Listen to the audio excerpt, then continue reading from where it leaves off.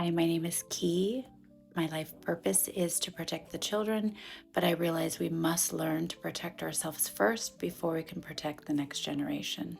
I have someone else to introduce you to. This is Tuck, our crow. Tuck here can seem really scary to those who are afraid of the dark. As a child, were you afraid of the dark? Hell, are you an adult still afraid of the dark? It's okay, we can be honest. Tuck here is a beautiful messenger to remind us that we all have darkness. When I was a child, I was really afraid of the dark or anything that appeared in darkness. Ghosts, horror movies, anything like that, I was afraid of. I just wanted to see the magic and wonder and the light of the world. The problem is when we deny this beautiful dark part of us, we're denying a big part of us that many are not willing to admit that they have. Some clues that you have not fully integrated or embodied your darkness is you are still afraid of maybe dark things. Some people have even said that they're afraid of crows.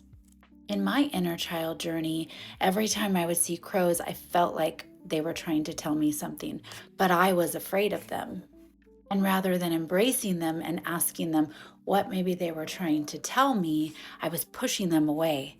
Very common with a lot of us that don't want to look at those old wounds that we had or still have. And so I want to give a gentle reframe here. Tuck here is here to represent this beautiful part of us that is unseen and that we haven't maybe gone and explored. And I have found when you go into that darkness, even if you're scared, being gentle with yourself, that's where a lot of your magic lies. It's our darkness that has this beautiful intuition and beautiful magic powers. And I had to go into my darkness in order to actually recognize that and be willing to.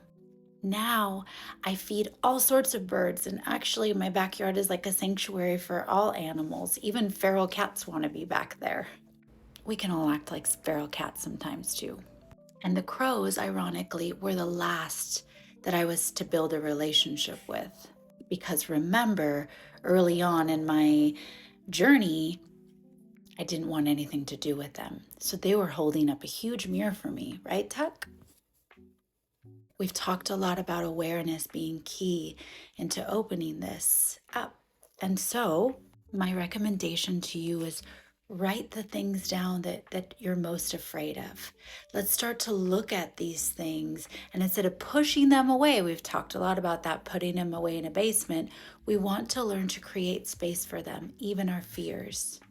And when we start to face our fears and befriend them, we can have beautiful relationship with them. In fact, the crows now follow me home from the gym at around the same time to let me know we're here, we're ready for our food. When we start to build trust with them, they learn that they can depend on us, right, Tuck? And so if we can learn to do that inside, befriend the parts of us that are afraid, we start to look through a different lens and we are not living in survival mode anymore. I didn't know it was possible to not live in survival mode.